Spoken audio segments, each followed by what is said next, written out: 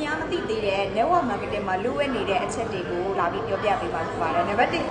အရင်းကြီးပဲ network marketing မှာအရင်းကြီးအများကြီးရှိစရာမလိုပဲနဲ့လုပ်ငန်းစတင်လို့ရတယ်။ပတ်စံအများကြီးရှိမှစီးပွားရေးလုပ်ရမယ်ဆိုတော့ခက်ကုန်နေပြီ။အဲ့တော့ network marketing မှာအရင်းကြီးနည်းနည်းစတင်လို့ရတယ်။နံပါတ်2ထောက်ကုန်ပစ္စည်းစိတ်ယုံကိုယ်တိုင်ထောက်စရာမလိုဘူး။ပစ္စည်းတစ်ခါတည်းပြည်ပေးထားပြီးသားဖြစ်ပါတယ်။စိတ်ယုံပိုင်ရှင်လိုမျိုးဝင်ငွေရနိုင်တဲ့အခွင့်အရေး network marketing မှာရှိတယ်။နံပါတ်3 system ကောင်းမွန်တဲ့ system တွေရှိပြီးသားဖြစ်တဲ့အတွက်ကြောင့်မို့ system နဲ့အလုပ်လုပ်မယ်ဆိုလို့ရှိရင် network marketing မှာအခြေခံလူတန်းစားကနေပြီးတော့ဘယ်လိုလူမျိုးစုံလုပ်ကိုင်လို့ရပါတယ်။နံပါတ်4ကကြတော့တခြားအပြည့်စီးပွားရေးတခြားစီးပွားရေးတွေနဲ့မတူတဲ့အချက်က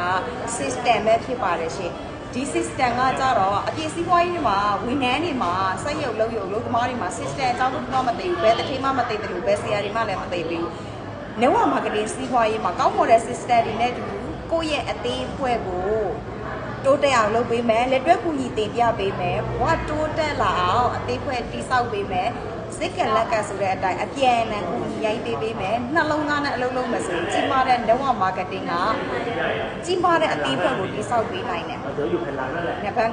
5အချိန်စီမံခန့်ခွဲလို့ရမယ်ဘယ်နေရာနေလောက်ကိုင်လို့ရမယ်ကော်ဖီဆိုင်ထဲမှာနေလောက်ကိုင်လို့ရမယ်အိမ်မှာမိသားစုနဲ့နေရင်းနဲ့လောက်ကိုင်လို့ရမယ်ခရီးသွားနေရင်းနဲ့လောက်ကိုင်လို့ရမယ်